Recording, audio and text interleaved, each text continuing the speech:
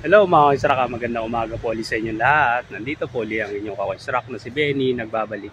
At syempre ang BS Hernandez 19 TV po. Welcome back po muli dito sa aking munting channel, sa mga dati na po nating mga subscriber. At syempre sa mga bago rin lang po dito sa aking munting channel. Maraming salamat po sa walang sawa niyong pagsuporta dito sa aking munting channel po. Mag-iingat na lang tayo kung ano man ang gagawin natin at kung saan man tayo pupunta. Nga pala, may bagong project po pala tayo. About construction pa rin, ipapakita ko sa inyo kung ano pong itong bagong project natin. Ayan nga po, kung nakikita nyo yung mga may nakatayo na po isang folding, magre-renovate po tayo, magre-repair itong perimeter fence po kasi dito sa subdivision na ating gagawaan. Bumagsak na po. Ayan, papaling na siya, kumbaga tabingin na, pabagsak na. I-repair po natin.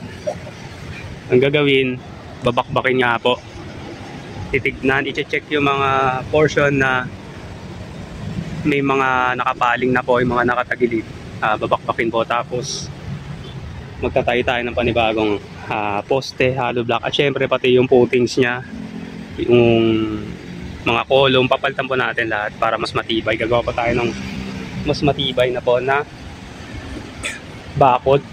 Ayan. Dito rin lang po kami nag-umpisa. Ayan pala yung munti namin barracks. Ang kasama ko po dito si Kuya Mario nga po, saka si Papa pa rin, yung aking biyenan, sa paggawa nga po dito. Ayan, kakaumpisa lang po namin dito mga construct. Sana samahan nyo kami dito sa project po natin. Ayan po.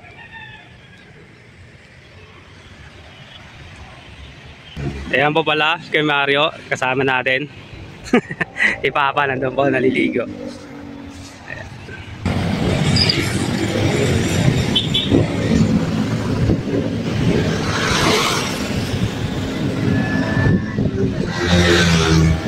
Ito pala mga construct, yung harapan ng perimeter fence na ating gagawin. Nakapagbakbak na po tayo. Sa Along Daang Hari, kaya papuntang Alabang po ito. Katarungan Village po. Kaway-kaway na lang kayo mga construct. Makita nyo po kami nagagawa. So paano mga construct, hanggang sa next video vlog po natin. Maraming salamat po. Update ko na lang kayo dito sa project natin.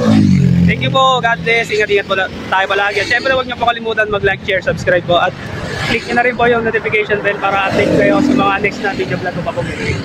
Thank you po. Bye-bye. God bless po. Ingat.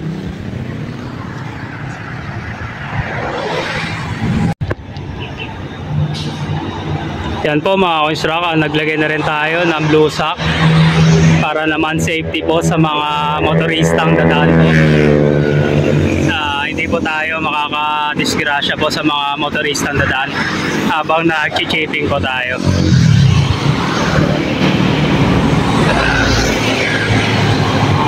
Ayos!